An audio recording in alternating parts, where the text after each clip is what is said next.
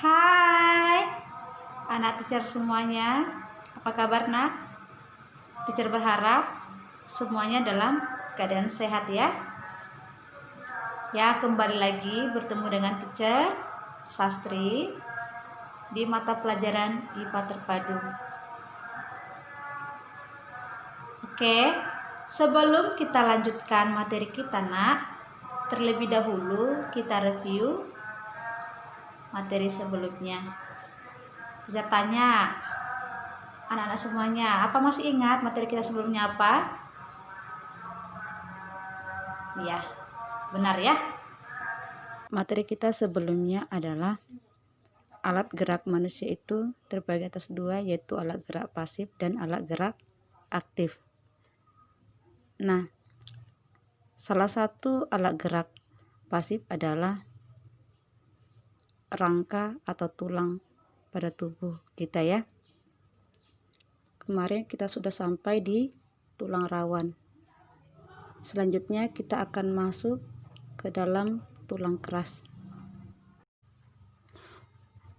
Baik tulang rawan maupun tulang keras termasuk ke dalam struktur tulang atau rangka. Kemarin kita sudah bahas tentang tulang rawan, sekarang kita lanjut ke materi selanjutnya yaitu tentang tulang keras. Mohon anak-anak semua memperhatikan penjelasan teacher dan tolong diperhatikan dan disimak video ini. Sebelum kita lanjut ke pembahasan tentang tulang keras, teacher memberitahu dulu kepada anak-anak semua tentang gangguan yang bisa terjadi pada tulang rawan. Nah, apa saja sih gangguan yang bisa terjadi pada tulang rawan kita? Salah satunya adalah adanya radang sendi dan nyeri parah. Terus timbulnya tumor jinak ya, yang sering disebut kondroma. Jadi itu adalah salah satu gangguan yang bisa terjadi pada tulang rawan jika tidak dirawat dengan baik.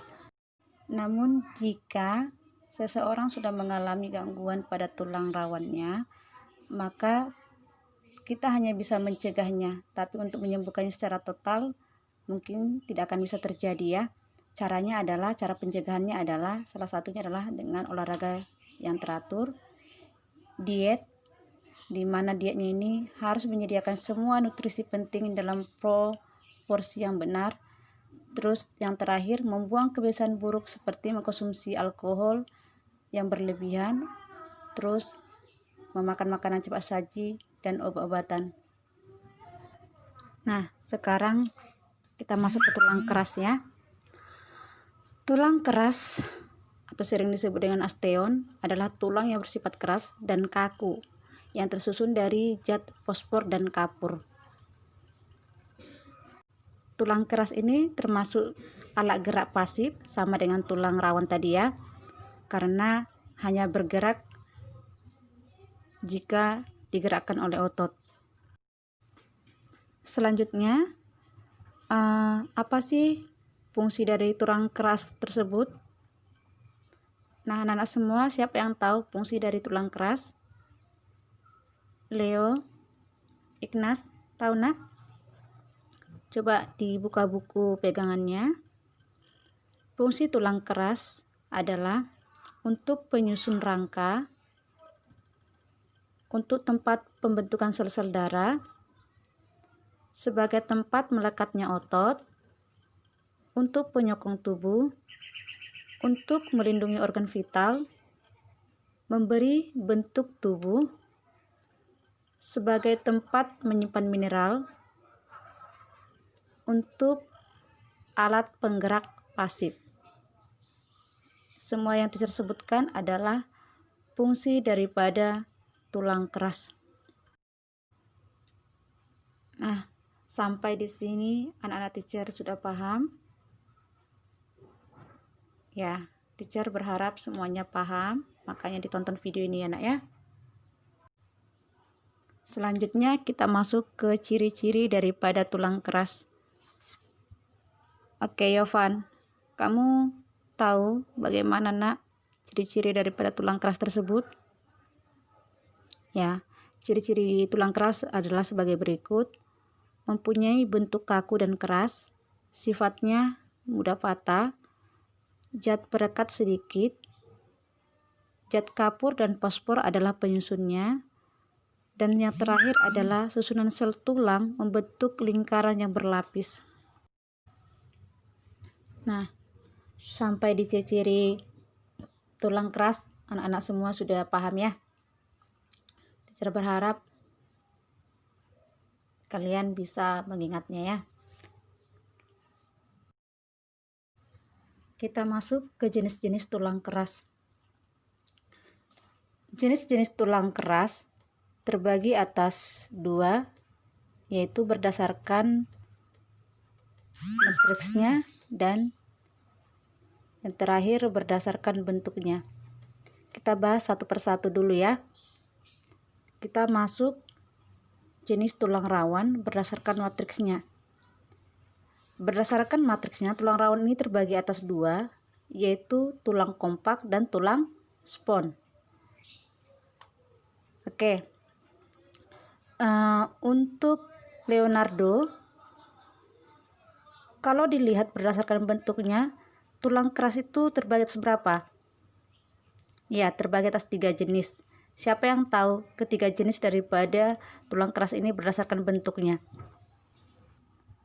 JJ, kamu tahu nak? Ya, teacher harap semuanya ada baca buku. Jadi kalau dilihat dari bentuknya, tulang keras ini terbagi atas 4, yaitu tulang pipa, tulang pendek, tulang pipih, dan tulang tak beraturan. Perhatikan gambar yang teacher tayangkan dalam video ini. Jika tulangnya berbentuk pipi, ciri-ciri daripada tulang pipi tersebut, dia mempunyai bentuk yang menipi di kedua ujungnya. Selanjutnya, sebagai tempat pembentukan eritrosit dan leukosit, memiliki ukuran panjang dan juga lebar yang melampaui ketinggian dari ketebalannya. Sekarang teacher tanya anak-anak teacher, coba dulu Leonardo,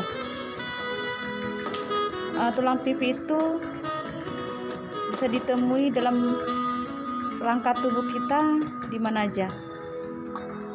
Ya, salah satunya ada di tulang pergelangan tangan, di tulang tengkorak, di tulang rusuk belikat, di tulang hasta. Oke, sampai di tulang pipi. Kita lanjut lagi ke tulang pendek. Ada yang tahu nggak tulang pendek itu seperti apa? Yovan? Ya, tulang pendek itu merupakan salah satu jenis tulang yang berada dalam tubuh manusia yang mempunyai bentuk mirip dengan kubus, pendek dan tak beraturan, dan berbentuk bulat. Nah, perhatikan gambar rangka manusia yang kamu gambar kemarin. Coba kamu lihat di mana salah satu rangka tersebut yang masuk kategori tulang pendek. Ya, yang termasuk kategori tulang pendek adalah tulang jari kaki, yaitu ruas-ruasnya, tulang ruas belakang, tulang jari tangan, dan yang terakhir itu adalah tulang tempurung lutut. Oke, tentang tulang pendek selesai, kita lanjut ke tulang pipa.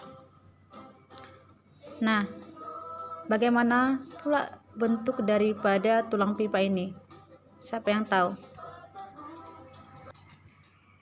Yohanes, tahu bagaimana bentuk tulang pipa? Nggak tahu yuk? Kamu tahu bentuk apa? Ya, perhatikan ya gambar pada video ini. Bentuk tulang pipa bulat panjang seperti pipa, ujungnya berbongkol, di dalamnya berisi sumsum kuning dan lemak, dan tulang pipa ini sering kita jumpain pada tulang lengan, paha, ruas jari, dan tulang pengumpil. Terakhir, tulang apa lagi yang kita bahas? Tulang ayam. Ya, yang terakhir adalah bentuk tulang tak beraturan. Tulang tak beraturan ini ya jelas ya, bentuknya tidak beraturan. Terus perkumpulan tulang-tulang pendek. Dan tulang beraturan ini meliputi tulang vertebrata. Nah, Rido, kamu tahu nggak di mana kita bisa menemui bentuk tulang tak beraturan ini?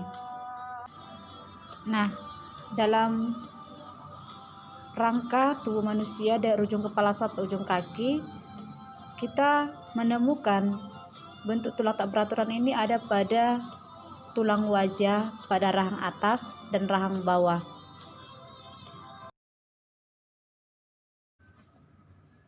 Oke, demikianlah penjelasan teacher mengenai tulang berdasarkan bentuknya.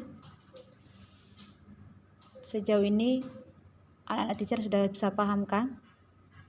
Kalau misalkan kamu belum paham, tolong ditonton kembali video ini supaya kamu bisa lebih paham. Dan sedangkan yang sudah paham, tolong kamu ulang kembali pelajaran ini di rumah. Sekian dan terima kasih.